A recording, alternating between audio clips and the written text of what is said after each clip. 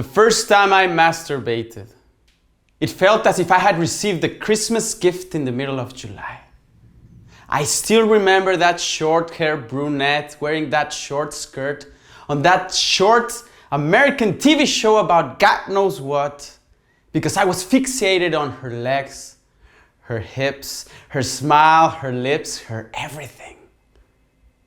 And I still remember that feeling of utter amazement afterwards, when that cocktail of chemicals released from my brain and body took me to a plateau of pleasure beyond comprehension.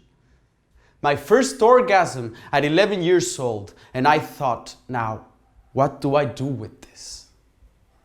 And I remember my voice changing, and my pubes sprouting like vines eating up a desert, like vines turning a cloud into rain, like vines becoming an armor of shame and a force in my body I couldn't explain.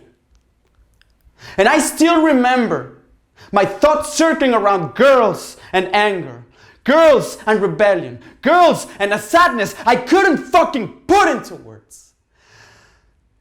But it felt so good in a way to feel miserable, naked, vulnerable, to feel fire everywhere and thunderstorms singing to the songs of my instincts. And I remember love had so many faces. It was a myth endorsed by Hollywood. It was a silent agreement between my parents. It was every time I met the eyes of that unknown girl on her rollerblades. It was a paradise, blurred by my hormones, as I enjoyed every erection I had the way society told me to. Focus on tits and asses, on pussy and violence. Focus on coming on somebody's mouth. Focus on marking your territory. Focus on claiming a prize. Focus on another one for the body count. Focus on her body. Focus on having the biggest dick. Focus on everything except her. Except me. Because that's what made me a man, right? To feel without feelings. But I was half a kid and half a man, and a virgin and a slave of puberty, society and acne, and all I wanted was to find love. So where was this love? Maybe my father knew. Maybe it was underneath his avoidance to talk about sex with his son, because whatever they taught me at school was enough.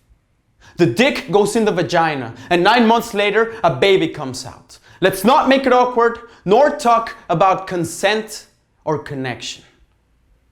Or maybe it was underneath all the porn he stashed in his computer.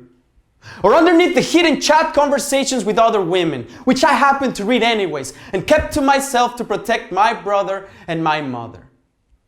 And I thought maybe he's just as confused as I was.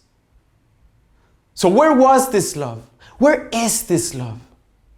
Maybe it's underneath my macho man disguise, underneath the color blue, underneath the tears I hold inside, underneath the confessions hard to swallow, underneath the fact that my true strength is shown when I admit how weak and broken I feel at times.